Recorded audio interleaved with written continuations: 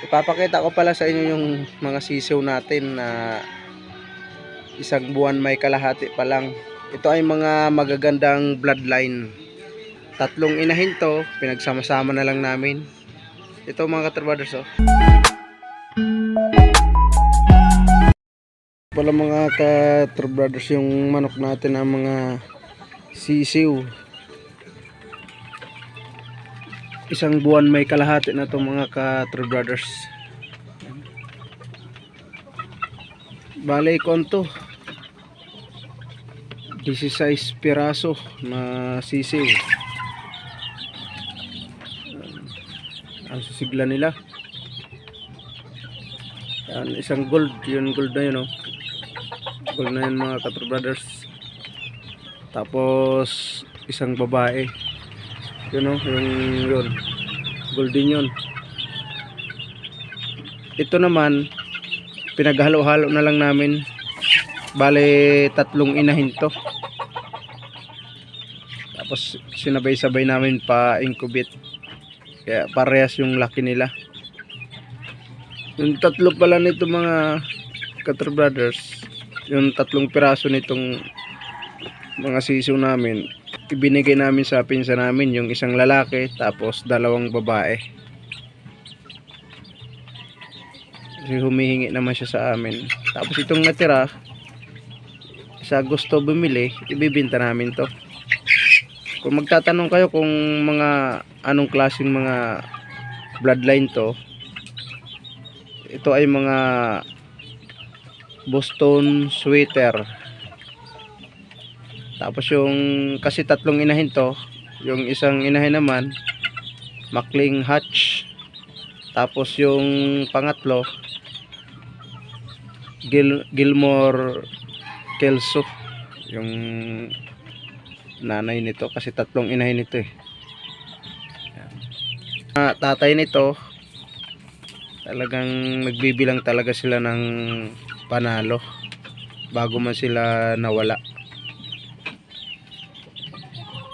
May nakatatlo, may nakadalawa. Kaso lang ang gusto talaga sa mga tatay nitong mga sisiw na to, talagang dikdikan ang laban. Yun ang mga paborito nila na laban. Kung mapapansin nyo, parang mga native lang sila tingnan, pero hindi yan mga native. Yan ay mga nakakross lang sa ating mga inahin.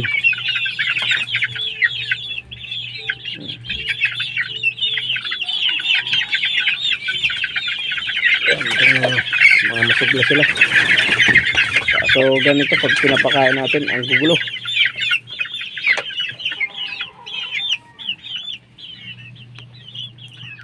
May gusto na nga dito bumili ng nakaraan, kaso lang naman lugi naman kami sa presyo.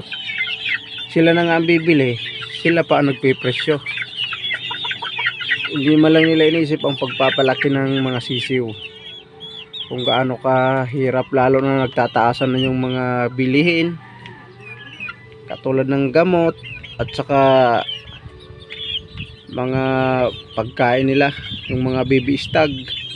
Kasi baby stag pa ang pakain namin ito, hindi pa kami nagpapakain ng mga pang 3+. Isang buwan pa lang may kalahati itong mga sisiw natin. Yan lang muna mga katrabaders ang aming dito mga sisiw na mga pina-incubate. Napakaganda ng mga sisiw namin dito. Talagang malulusog talaga mga katrabaders. Lalo na summer. Summer na medyo may kunting ulan pa rin. Pero hindi naman gaano lakas yung ulan dito. Tamang-tama lang mga katrabaders. At pasensya na rin pala kung minsan-minsan na lang tayo mag-upload. Kahit pa paano, dumadalaw pa rin tayo sa inyong mga katrabaders. Hanggang dito na lang muna tayo. Thank you so much sa inyo lahat. God bless.